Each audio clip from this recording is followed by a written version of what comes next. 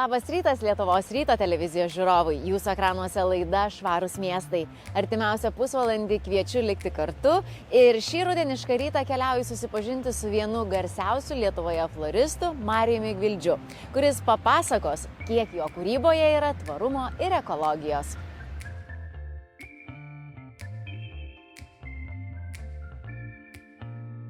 Pakalbėkime apie patį floristikos amatą. Kaip atsirado jisai jūsų gyvenime? Aš manau, kad daugelis mano kartos floristų, mano kolegų į floristiką atėjo visiškai atsitiktinai ir tikrai netyčiomis. Vien jau todėl, kad tos profesijos nebuvo tuo metu Lietuvoje ir ne tik Lietuvoje. Todėl nenuostabu, kad floristai mano metų yra buvę gydytojai, teisininkai, dailininkai ir panašiai. Lygiai taip pat ir aš, neįstojęs į Dailės akademiją, pasirinkau privačią šveicarų mokyklą ir išvykau mokytis floristikos. Iš šono žvelgiant, man asmeniškai floristikos gyvenimas atrodo labai spalvingas ir tarp žiedų žydėjime. O iš tikrųjų, kokia yra floristo kasdienybė? Iš tikrųjų toksai tas gyvenimas ir yra, bet ne tik floristų, visų gyvenimas yra labai spalvingas. Skiriamės gal nuo daugelio tuo, kad mūsų profesija mus įgalina keliauti kartu su metų laikais koja kojon. Esame vieni iš tų, kurie arčiausiai metų laikų, arčiausiai gamtos. Paminėjote, kad floristikos amatą mokėte Šveicarijoje. Kiek metų mokėtės ir kas vyko po to? Mokiausi floristikos amato ne tik Šveicarijoje. Mokiausi pas šveicarus, bet įvairiose šalyse. Pradėjau mokytis Maskvoje, vėliau Bazelis, Lionas, meistriškumo mokymaisi, kvalifikacijos kėlimai įvairiose mokyklose. Mokausi ir dabar. Tai nenutrūkstamas procesas. Nėra nieko prasčiau, kai žmogus sustoja manydamas, kad jau išmoko. Kaip ir sakiau, nėra kvailų klausimų, yra tik tai kvailiai, kurie neklausia. Ir jeigu mano studentas, kuris ateina šiandieną į Kauno technologijų mokymo centrą mokytis, žinos daugiau negu aš, tai nebus sąžininga, nes jisai nori sužinoti daugiau negu kad jisai žino. Todėl aš privalau mokytis, darau tą ir dabar. O pakalbėkime dar apie patį kūrybinį procesą. Kiek jums kuriant yra svarbus tvarumas? Ne todėl, kad pasigirti, bet ir dėl to.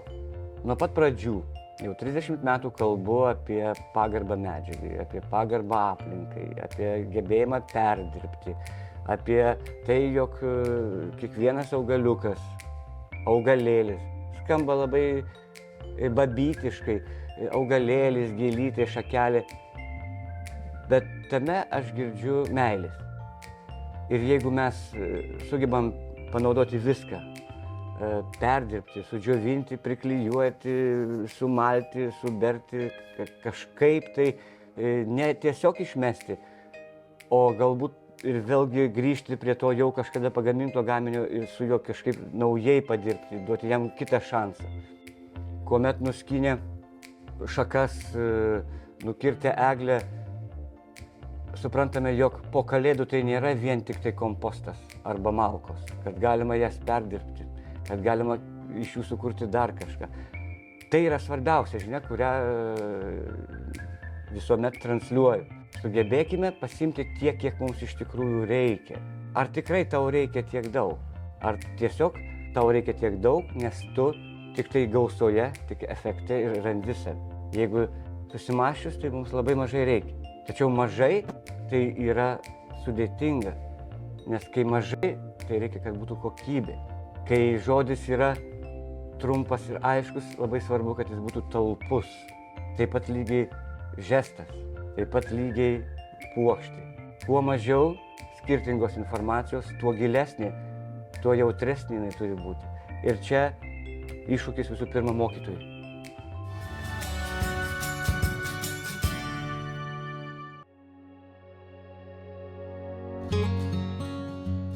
Papasakokit, kokioje vietoje mes čia esam. Šiandien mes jūs norime pasveikinti sektoriniam medienos apdirbimo ir baldų gamybos inovacijų praktinio mokymo centre, Kauno technologijų mokymo centro patalpose.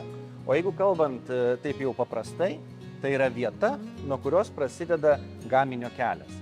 Būtent čia mes atvežame lentas, kurios yra neobliuotos, dar neapdirbtos ir vat čia prasideda pirminis medienos apdirbimas. Jūsų mokymo centras yra pirmasis iš Lietuvos profesinių mokyklų, kurie pradėjo įgyvendinti projektą Švarios technologijos ekologiškos Europos link.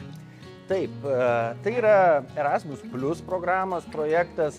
Mes šiuo projektu norime sukurti švarias technologijas, norime integruotis į Europos įgūdžių ekosistemą. Ta prasme, kad neveikdami vieni, bet kartu su partneriais iš kitų Europos profesinio mokymo institucijų, aukštųjų mokyklų, gamybinių įmonių, bandydami atliepti besimokančiojo poreikius, taip plačiaja prasme arba holistiškai, įtraukiant ne tik tai tas labai konkrečius įgūdžius, bet ir tvarumą, ekologiją ir tai, kas yra aktualu šiandien dieną Europoje ir Lietuvoje.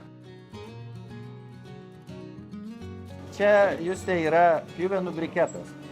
Reiškiasi, visos tos pjuvenos, kurios lieka apdirbant medį, ar jį obliuojant, ar pjaunant, paskui yra surenkamos ir va šito aparato pagalba tampa briketu, kuris naudojamas kūrenimui. Žinau, kad jūsų mokymo centras dalyvauja gamtosauginių mokyklų programoje. Papasakokite apie ją plačiau.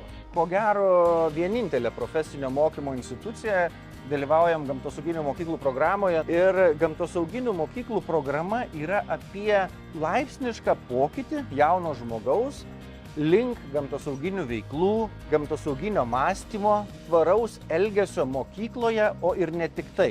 Kaip ir sakiau, jeigu mes kalbam apie medienos programas ar ne apie stalius, baldžius, staklių operatorius, mes stengiamės, kad tai, kas nubyra, lieka kaip atlieka po gamybinio proceso, rastų vietą kaip menas arba kaip papildoma detalė, metodinė medžiaga pačiam ugdymo procese.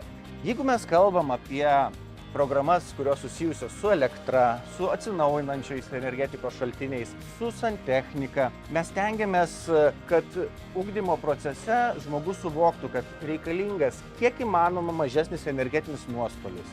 Ar ne, mes integruojam saulės jėgaines, mes integruojam vėjo energiją į savo ugdymo procesą, net ir ūkinius procesus mokykloje. Jeigu mes kalbėtume apie transportą ir automechanikų, autoelektrikų mokymo programas, mes stengiamės, kad visos nuo vairavimo technologijų iki gamybos technologijų automobilizme būtų pagrįstos tvarumu.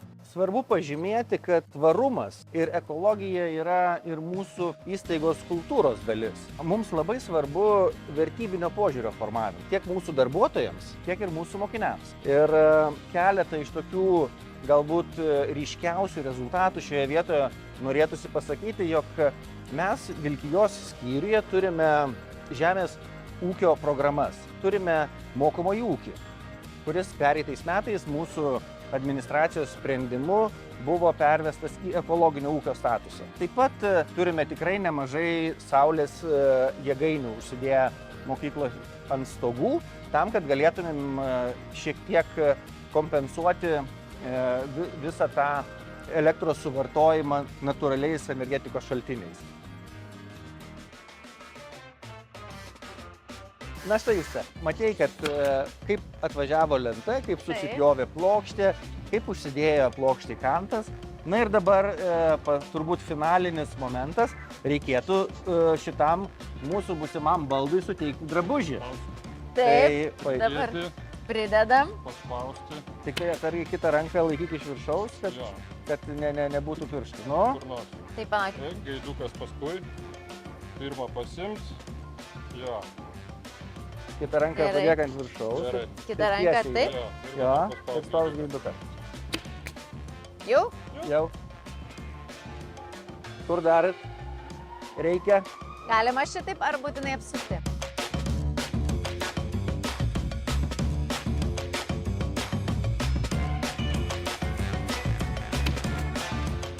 Va, žinot, per dienų dienas man toks darbas visai patiktų, aš jau išmokau. Daug praktikos nereikia. Va, svarbiausia atidumas ir kruopštumas. Na ir štai, puikiai suteikus mūsų baldui rūbą, mes turime puikiausią daiktadėžę pufą. Įsivaizduojat, aš net baldus galiu gaminti. Prašom.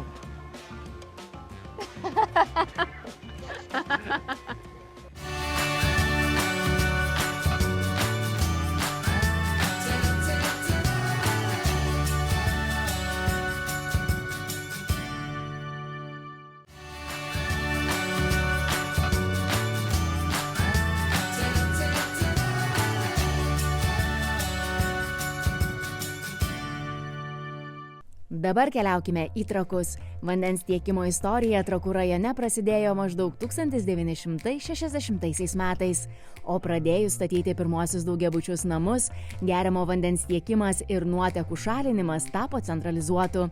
Bėgant metams šią veiklą vykdė skirtingos bendrovės, tačiau nuo 1998 metų savo istoriją pradėjo uždaroji akcinė bendrovė Trakų vandenys. Šiandien bendrovė eksploatuoja 20 vandenviečių su 63 gręžiniais, 71 nuotekų perpumpavimo stotį, 5 nuotekų valyklas ir aptarnauja daugiau nei 13 000 namų ūkių, esančių Trakų, Lentvario, Rūdiškių ir Aukštadvario miestuose, bei dar 16 Trakų rajono savivaldybės kaimų bei 347 įmonės. Turime mes pirmieji Lietuvoje įdiegėm tokią biomonitoringo sistemą, tam, kad nustatyti vanduo yra užterštas ar ne. Tiesa, čia vandens kokybę tikrina ir neįprasti gyventojai. Mes turime midijos, gėlavandenės midijos, kurios pas mus, kaip mes jas vadinam, mūsų 8 darbuotojai, kurie pastoviai kontroliuoja vandens kokybę. Ir mes non-stop turime kontrolę. Mes matom, kad viskas gerai, jeigu viskas gerai, midijos sau gyvena paprastu ritmu. Įsivaizduokit, va šiandien mes padarėm tyrimus ir viskas kaip ir gerai pas mus. Praeina mėnuo, atsiranda kažkoks junginys, kuris nuodingas. Ir mes nežinom iki sekančio patikrinimo, mes nežinom, ar viskas yra tvarkoj pas mus. Mes tikri, kad pas mus yra viskas gerai, nes paskutinė analizė parodė, kad vanduo atitinka normai, bet kažkas pasikeitė ir pradėjom tiekti nekokybišką vandenį. Šiuo atveju tas variantas yra neįmanomas, todėl kad mes pastoviai matom, kaip reaguoja mūsų midijas. Jos yra paimtos prie kompiuterių, kompiuteris analizuoja, mes visą istoriją matom, kaip, kas, ir jeigu kažkas įvyksta, kažkoks pakeitimas, atsiranda kažkokie toksiniai elementai, midijos momentaliai reaguoja. Sakyčiau, galbūt ne tiek vandens taršos, kiek gamtos ar aplinkos tarša, nes vanduo pats savaime jisai negali teršti, nes jisai ateina iš gamtos, bet yra nuotekos, kur naudojamos ypač paskutiniu laiku daug visokiausių skalbimo miltelių, chemijos visokiausios. Tai šičia pas mus yra 5 nuotekų valyklos. Didžiausia pas mus yra Trakų Lentvario aglomeracijoj, Lentvarį. Turime dar Rūdiškėse, Aukštadvarį, Grendavėj ir Paluknėj. Tos nuotekų valyklos, jos iš principo jos biologinės valymo yra, bet truputį technologija skiriasi, nes Lentvarį jinai pagal danų technologiją veikia, tuomet Rūdiškių Aukštadvarį pagal čekų, o Paluknėj yra August-Riko. Nutarėm įdiegti tą sistemą tam, kad būtų geresnis komunikavimas tarp gyventojų ir Trakų vandenys, todėl kad mes dar nuo šių metų sausio 3 dienos prie mūsų įmonės buvo prijungta dar viena savivaldybės įmonė Šilumos tinklai. Mūsų veiklos žymiai padidėjo, jeigu mes anksčiau turėjome vandens tiekimą, nuotekų valymą, lietaus nuotekų tvarkymas. Dabar mes turim karštą vandenį, šildymą, turim renovaciją ir administravimą. Esmė tos sistemos yra ta, kad žmogus pateikia, jisai turi galimybę pateikti arba telefonu, arba SMS, arba elektroniniu paštu, arba per internetį, per mūsų savitarną. Savo prašymą, pageidavimą, skundą. Ir žmogus mato jos eigą. Pavyzdžiui, žmogus parašė ir jam ateina žinutė, kad žmogus galėtų bent kada pažiūrėti, pamatyti, kaip yra vykdomas jo prašymas, skundas, kokioje eigoje.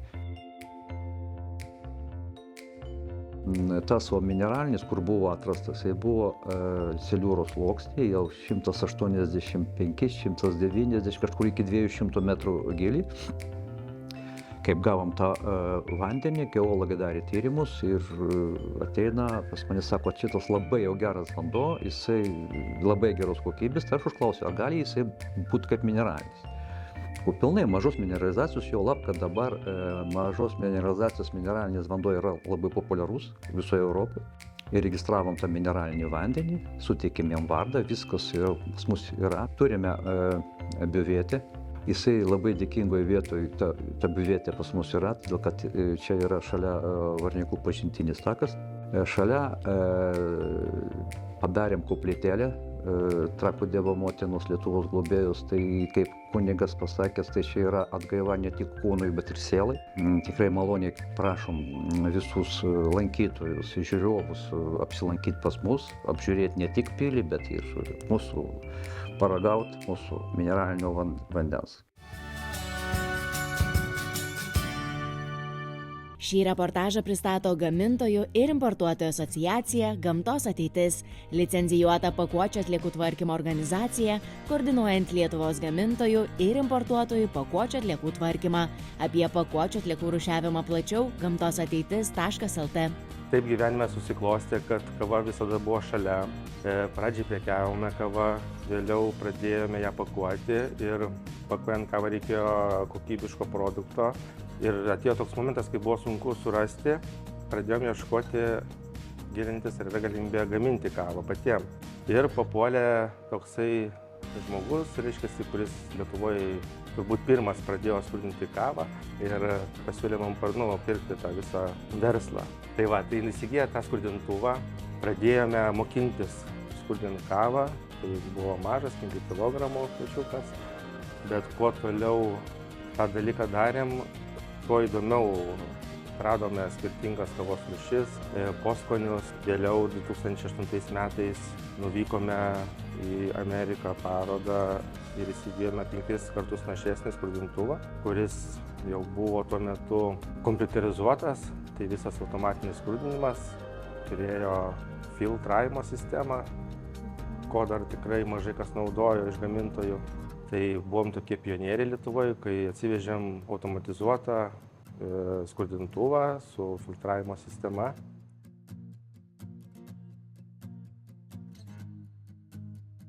Tai dabar esame skrudinimo ceche.